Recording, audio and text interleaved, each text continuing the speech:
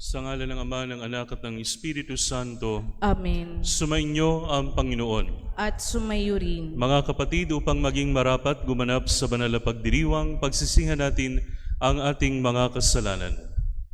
Sinugong tagapagpagaling sa mga nagsisisi, Panginoon, kaawaan mo kami. Panginoon, kaawaan mo kami. Dumating na tagapaganyayang ang mga makasalanay magsisi, Kristo, kaawaan mo kami. Kristo, kaawaan mo kami. Nakaluklukas sa kanan ng Diyos Ama para ipamagitan kami, Panginoon, kaawaan mo kami. Panginoon, kaawaan mo kami. Kaawaan tayo ng makapangyarihang Diyos, patawarin tayo sa ating mga kasalanan, at patnubayan tayo sa buhay na walang hanggan. Amen. Papuri sa Diyos sa kaitaasan.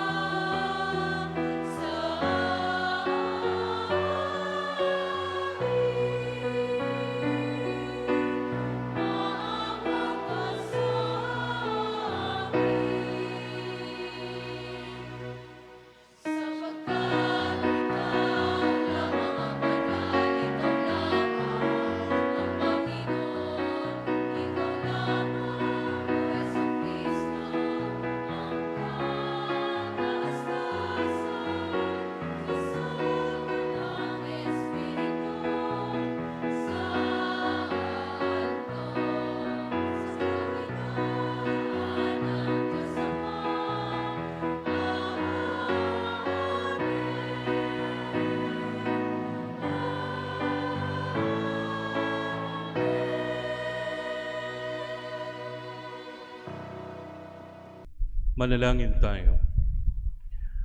Ama naming makapangyarihan, itinakda mong ang lahat ng mga utos mo ay mauwi sa pag-ibig sa iyo at sa kapwa-tao. Ipagkaloob mong sa pagtalima namin sa mga ito, kami paging dapatin mong sumapit sa buhay na walang katapusan, sa pamagitan ni Hesukristo, kasama ng Espiritu Santo, magpasawalang hanggan. Amen.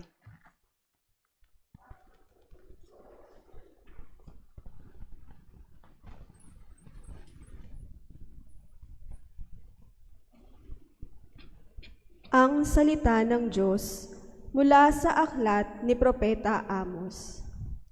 Pakinggan ninyo ito, kayong sumisikil sa nangangailangan at kayong umaapi sa mga dukha. Ang sabi ninyo sa inyong sarili, inip na kaming matapos ang mga araw ng pamamahinga. Hindi tuloy namin maipagbili ang aming mga inani. Kailan ba matatapos ang araw ng pamamahinga para mailako na namin ang mga trigo? Tataasan namin ang halaga, gagamit kami ng maling takalan, at dadayain namin sa timbang ang mga mamimili. Sa halaga ng isang pares na sandalyas, aming bibilhin bilang alipin ang taong dukha. Pati tulyapis ng trigo ay ipagbibili namin sa mataas na halaga. Sumumpa ang Panginoon, ang Diyos ng Israel, hindi ko na maipatatawad ang masasama nilang gawa. Ang salita ng Diyos. Salamat sa Diyos. Purihin ang poong Diyos na sa dukhay nagtatampok. Purihin ang poong Diyos na sa dukhay nagtatampok. Ang pooy purihin, dapat na magpuri ang mga alipin. Ang ngalan ng poon ay dapat purihin.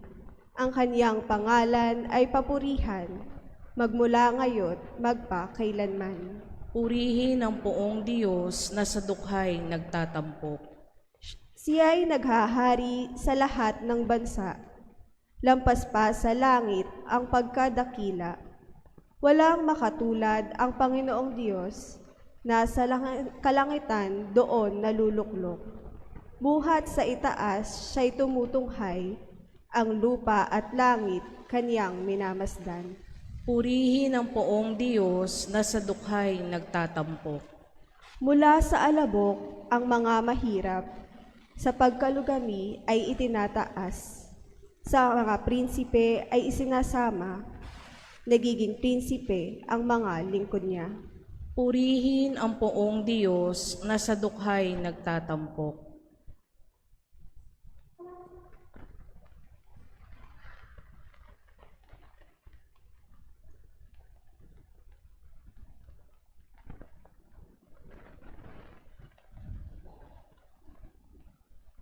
Ang salita ng Diyos mula sa unang sulat ni Apostol San Pablo kay Timoteo. Pinakamamahal ko, una sa lahat, ipinakikiusap kong paabuti ninyo sa Diyos ang inyong kahilingan, panalangin, pamanhik at pasasalamat para sa lahat ng tao. Gayon din ang gawin ninyo para sa mga hari at mga may kapangyarihan, upang makapamuhay tayo ng tahimik at payapa, marangal at may kabanalan.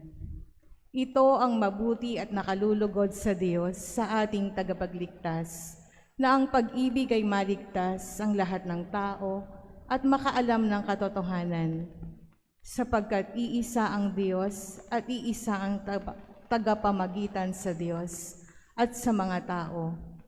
Ang taong si Kristo Jesus na ang naghandog ng kanyang buhay upang tubusin ang lahat. Siya ang katunayan ng banal na layunin ng Diyos at nahayag sa takdang panahon. Dahil dito, ako'y hinirang na mangangaral, apostol at tagapagturo ng pananampalataya at ng katotohanan ito sa mga hentil. Katotohanan ang sinasabi ko, hindi ako nagsisinungaling. Ibig kong ang mga lalaki sa lahat ng dakoy manalangin may malinis na kalooban, walang hinanakit o galit sa kapwa.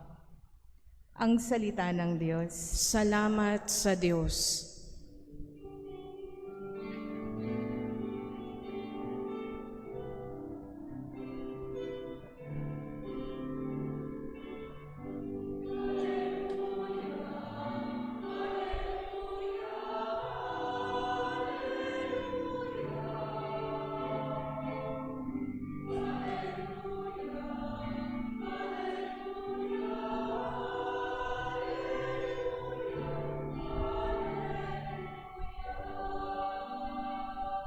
si Kristo ay naging dukha upang tayo managana sa bigay niyang pagpapala.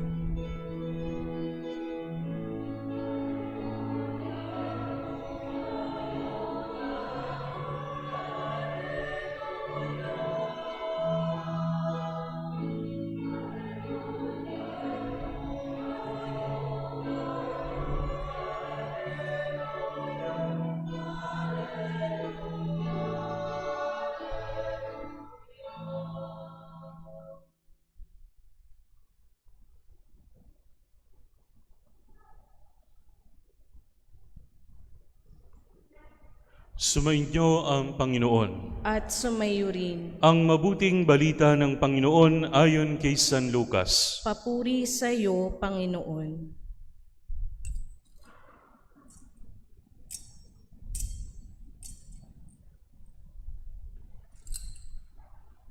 Noong panahong iyon, sinabi ni Jesus sa kanyang mga alagad, "Ang mapagkakatiwalaan sa maliit na bagay ay mapagkakatiwalaan din sa malaking bagay.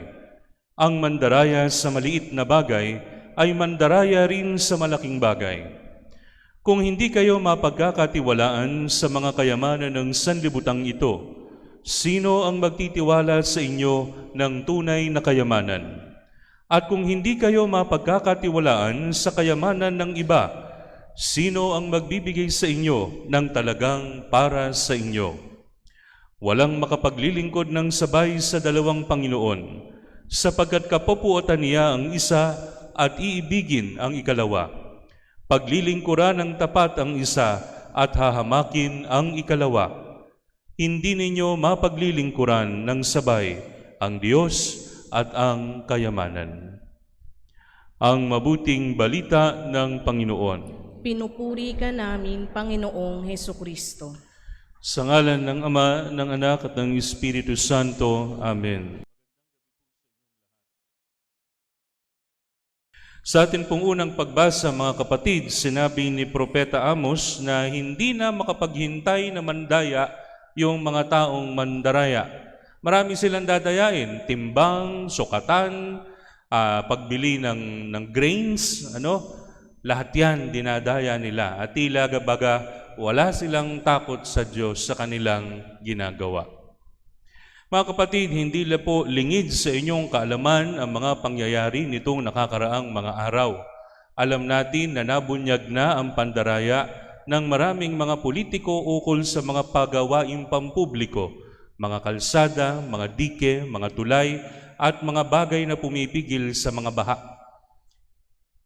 Kinakailangan pa sigurong pabagyuhin ng Panginoon ang 3 sunod-sunod para makita yung katiwaliang nangyayari. Mga kapatid, nakita natin na may mga personalidad na talagang makapangyarihan at mataas sa lipunan ang nasangkot sa usaping ito. Kaakibat pa ng isang interview ng isang journalist ang nakita yung hindi masukat na kayamanan ng isang Pilipinong kontraktor. So ano po ang atin pong gagawin dito? Noon pong nabubuhay pa si Father Enrico Gonzales OP, isang Dominikanong pari, isa sa kanyang mga powerful sermons tungkol doon sa isa sa 7 huling wika. Ang sabi doon sa isa sa mga wika, ngayon din ay ipagsasama kita sa paraiso. Ukol ito sa isang magnanakaw. Pero mga kapatid, may tanong si Father Enrico Gonzales. Meron bang langit para sa mga magnanakaw? Ang sagot niya sa kanyang sermon, wala, wala, at wala. Walang langit para sa mga magnanakaw, sapagkat ang gantimpala ay nakamit na nila dito sa lupa. Sa ating pong ebanghelyo, mga kapatid, narinig po natin ang mapagkakatiwalaan sa maliit na bagay ay mapagkakatiwalaan din sa malaking bagay. At ang mandaraya sa maliit na bagay ay mandaraya rin sa malaking bagay. Accountability is important for us Christians. Hindi ibig sabihin na kapag ikaw ay mabuting tao, pero nineneglect mo naman yung iyong accountability, hindi lamang sa Diyos. May donate naman ako ng donate, Father. Hindi. May accountability ka rin sa mga tao sa paligid mo. Hindi tayo tunay na magiging mapanagutan.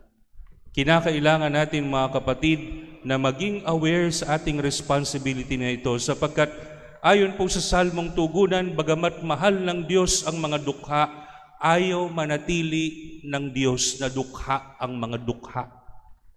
Gusto niya silang umudlad, gusto niya silang guminhawa, gusto niya silang makaraos sa buhay. Pero hindi mangyayari yon, mga kapatid, kung walang katarungan at kung walang honesty, lalong-lalo na sa mga namumuno sa atin. Pagka tinignan po natin ang sitwasyon, mga kapatid, parang tayo po ay far removed from the circumstances that is happening up there. Saan ba nangyayari ang init at umaatikabong aksyon? Sa Senado, sa Kongreso, tayong lahat nanonood lang sa TV. But come to think of it, mga kapatid, paano ba naupo yung mga yon doon? Paano sila nakarating doon?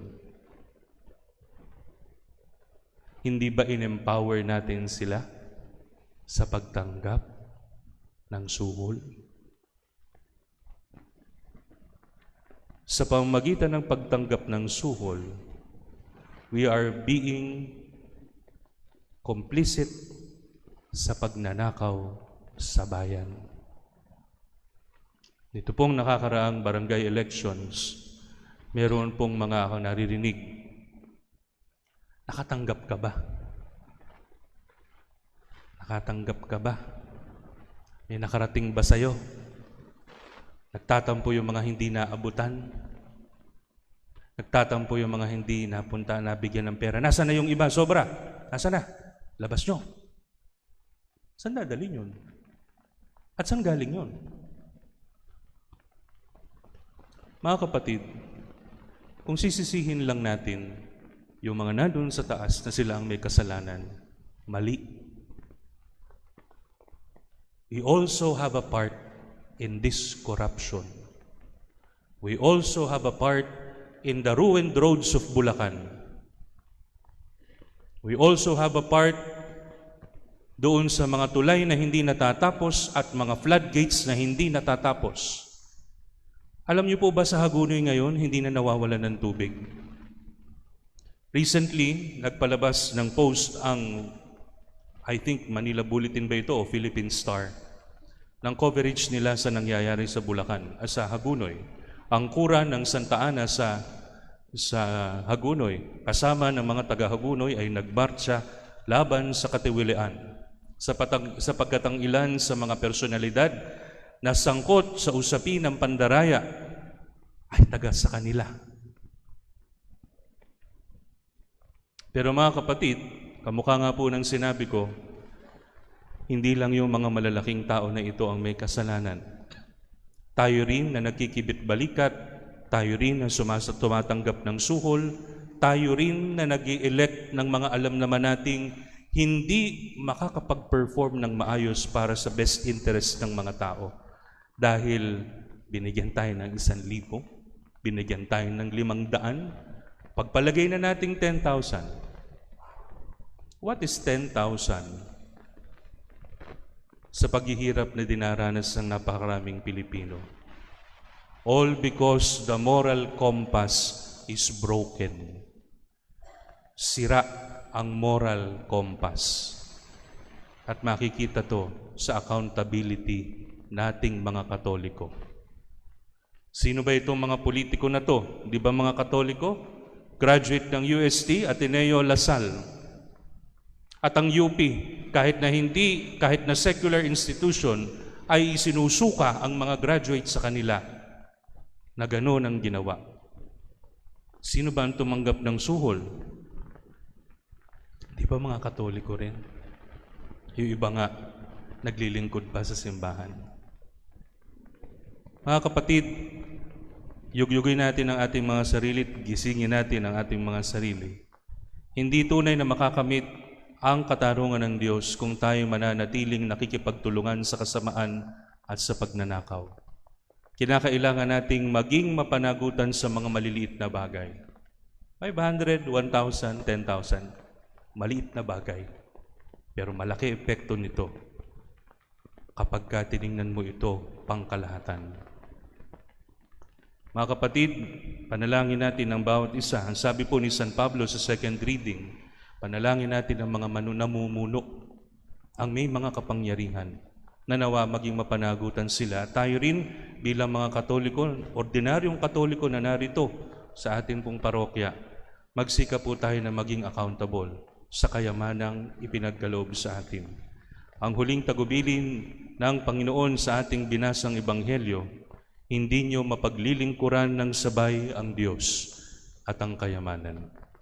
Sa ngalan ng Ama, ng Anak at ng Espiritu Santo. Amen. Sa bawat pahayag natin ang ating pananampalataya.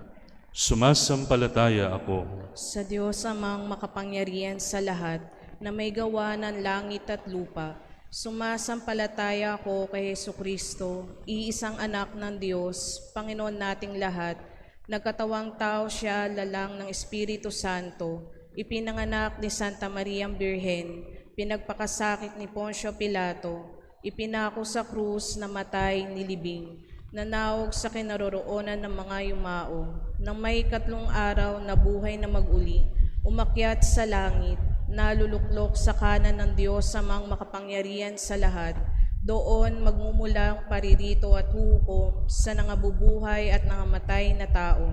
Sumasampalataya naman ako sa Diyos Espiritu Santo, sa banal na simbahang katolika, sa kasamahan ng mga banal, sa kapatawaran ng mga kasalanan, sa pagkabuhay na muli ng namatay na tao, at sa buhay na walang hanggan. Amen.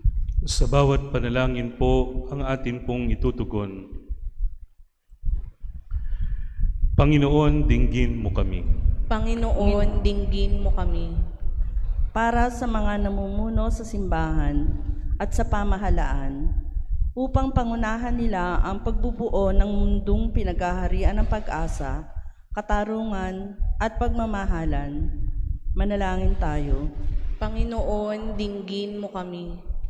Para sa namamahala sa pagsulong ng ekonomiya, mga siyentipiko, mga manunulat, mga alagad ng sining at mga umuugit ng isang maayos na kinabukasan, upang magtulungan sila para sa kapakikinabang ng lahat. Manalangin tayo. Panginoon, dinggin mo kami. Para sa mga naaapi, naghihirap at walang hanap buhay, upang maging pantay ang pagkakamit ng ikabubuhay mula sa yamang ipinagkatiwala ng Diyos sa tao. Manalangin tayo sa Panginoon. Panginoon, dinggin mo kami. Para sa ating lahat, upang magamit natin sa paglilingkod sa mga nangangailangan ang mga bagay na ipinagkatiwala sa atin, manalangin tayo. Panginoon, dinggin mo kami. Para sa mga yumao, upang magkamit sila ng kapayapaang inilaan sa mga naging mabuting katiwala, manalangin tayo sa Panginoon. Panginoon, dinggin mo kami. Amang maawain, dinggin ang aming panalangin. Magamit nawa namin lang tama ang mga ipinagkatiwala mo sa amin sa pamamagitan ni Jesucristong aming Panginoon, magpasawalang hanggan. Amen.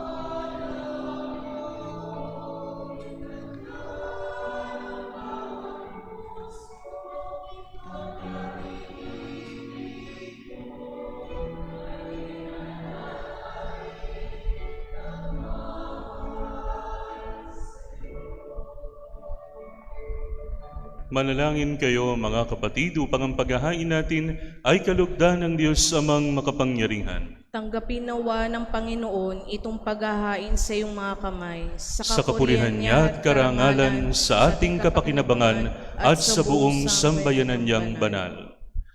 Ama naming lumikha, maawain mong kalugdan ang mga alay ng iyong sambayanan upang ang ipinahahayag namin ng may pananampalatayang matibay ay aming tanggapin sa banal na pakikinabang sa pamamagitan ni Hesukristo kasama ng Espiritu Santo magpasawalang hanggan. Amen. Sumainyo ang Panginoon. At sumayo rin. Itaas sa Diyos ang inyong puso at diwa. Itinaas na namin sa Panginoon. Pasalamatan natin ang Panginoong ating Diyos. Marapat na siya ay pasalamatan. Ama naming makapangyarihan, tunay ngang marapat na ikaw ay aming pasalamatan.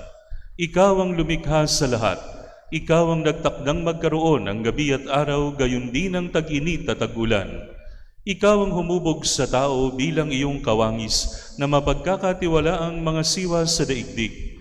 Ikaw ngayon pinaglilingkuran sa pagganap sa pananagutan ng iyong pinagtitiwalaan sa pamamagitan ng anak mong mahal. Kaya kaisa ng mga anghel na nagsisiawit ng papuri sa iyo ng walang humpay sa kalangitan, kami nagbubunyi sa iyong kadakilaan.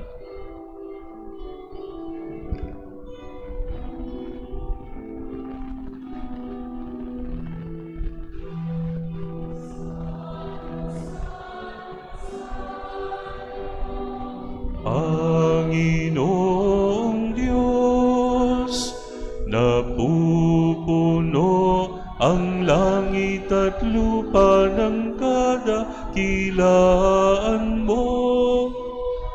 Hosana, Hosana, Hosana sa kaitaasan.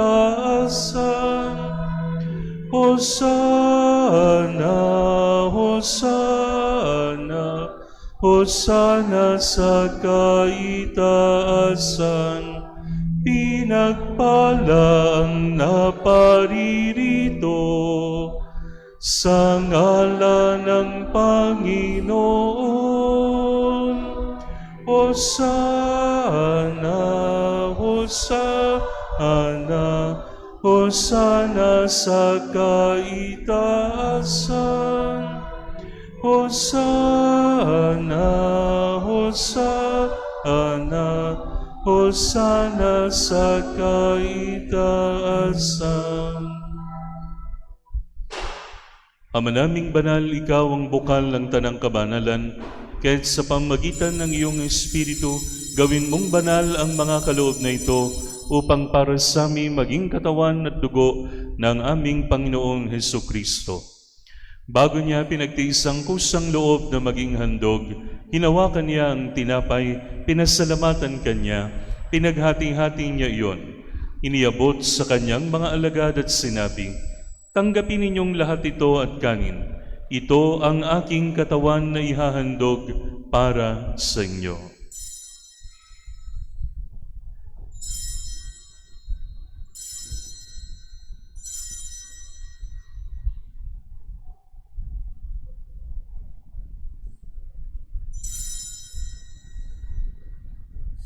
Gayun din naman nung matapos ang hapunan, hinawakan niya ang kalis, muli kanyang pinasalamatan.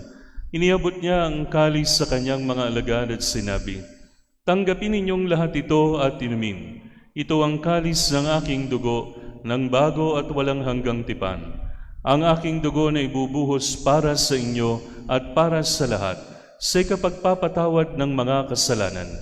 Gawin ninyo ito sa pag-alala sa akin."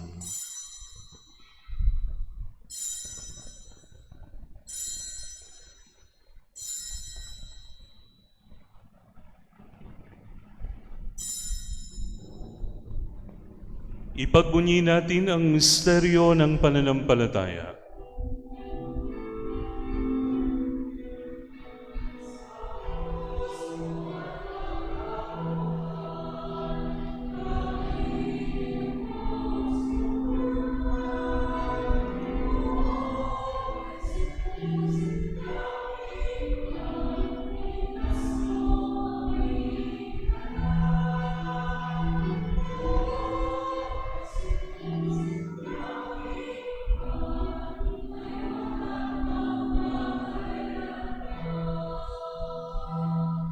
Ama, ginagawa namin ngayon ang pag-alala sa pagkamatay at muling pagkabuhay ng iyong anak.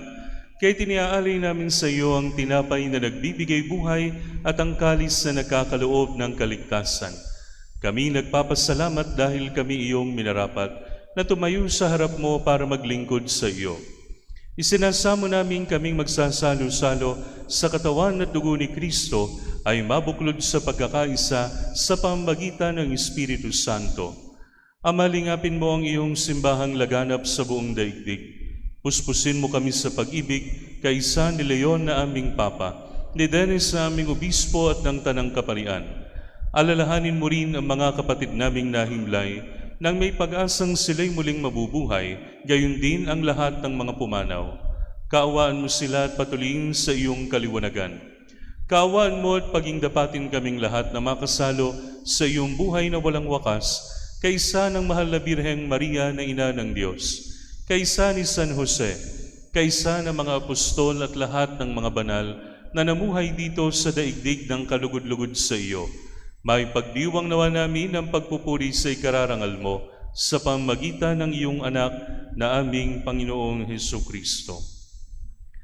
Sa pamamagitan ni Kristo, kasama niya at sa Kanya, ang lahat ng parangal at papuri ay sa iyo, Diyos Amang makapangyarihan, kasama ng Espiritu Santo, magpasawalang hanggan.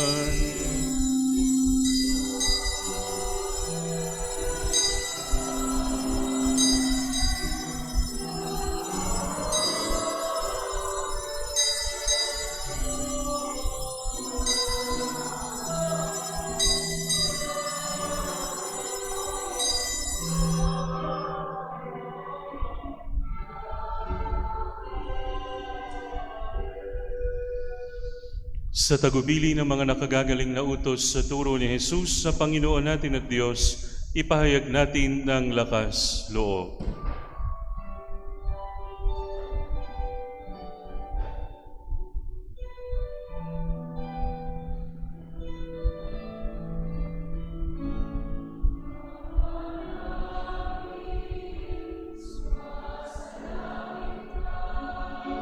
Sambahin ang ngalan mo, mapasa amin ang kaharian mo, sundin ang loob mo, dito sa lupa para nang sa langit. Bigyan mo po kami ngayon ng aming kakanin sa araw-araw at patawarin mo kami sa aming mga sala para ng pagpapatawad namin sa nagkakasala sa amin. At huwag mo kaming ipahintulot sa tukso, at yadya mo kami sa lahat ng masama. Hinihiling namin kami iadya sa lahat ng masama, pagkalooban ng kapayapaan araw-araw, iligtas sa kasalanan at ilayo sa lahat ng kapahamakan, samantalang aming pinananabikan ang dakilang araw ng pagpapahayag ng tagapagligtas naming si Jesucristo.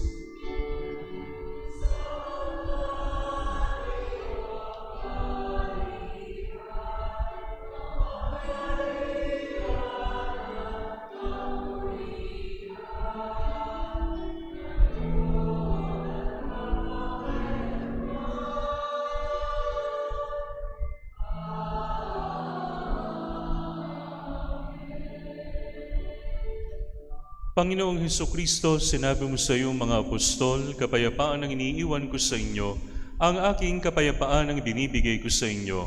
Tunghayan mo ang aming pananampalataya at huwag ang aming mga pagkakasala. Pagkalooban mo kami na kapayapaan at pagkakaisa ayon sa iyong kalooban, kasama ng Espiritu Santo, magpasawalang hanggan. Amen. Ang kapayapaan ng Panginoon ay laging sumainyo. At sumayo rin. Magbigayan kayo ng kapayapaan sa isa't isa. Peace be with you.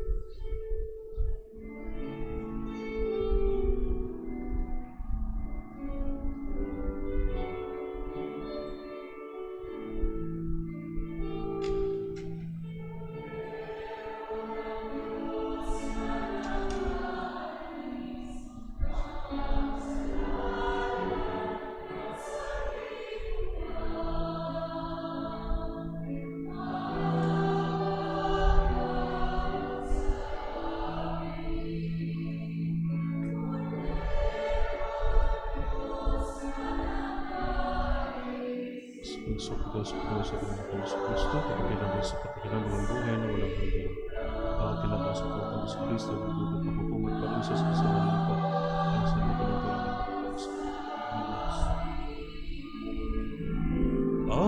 Agnus Dei qui tollis peccata mundi, dona nobis pacem, dona nobis pacem, dona nobis pacem.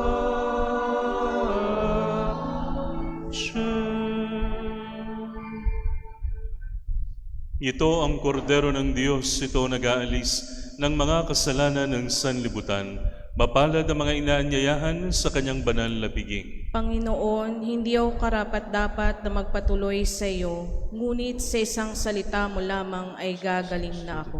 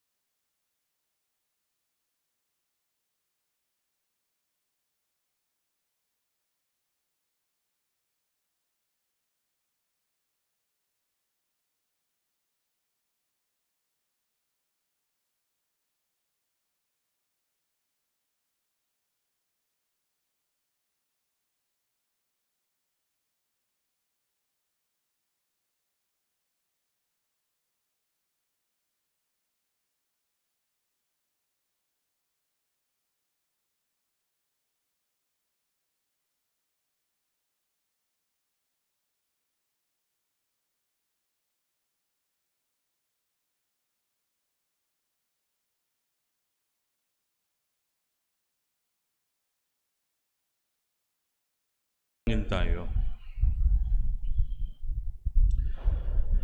Ama naming mapagmahal, kaming pinapagsalo mo sa banal na pakikinabang ay patuloy mong kaawaan at tulungan upang ang aming tinanggap ay siya nawang umiral sa pamumuhay namin sa araw-araw, bunga ng iyong pagtubos na aming ipinagdiriwang. Sa pamagitan ni Hesukristo kasama ng Espiritu Santo, magpasawalang hanggan. Amen. Sumainyo ang Panginoon. At sumayo rin. At pagpalain kayo ng makapangyarihang Diyos Ama, Anak at Espiritu Santo. Amen. Na ialay ng banal na misa, humayo kayong taglay ang kapayapaan ni Kristo. Salamat sa Diyos.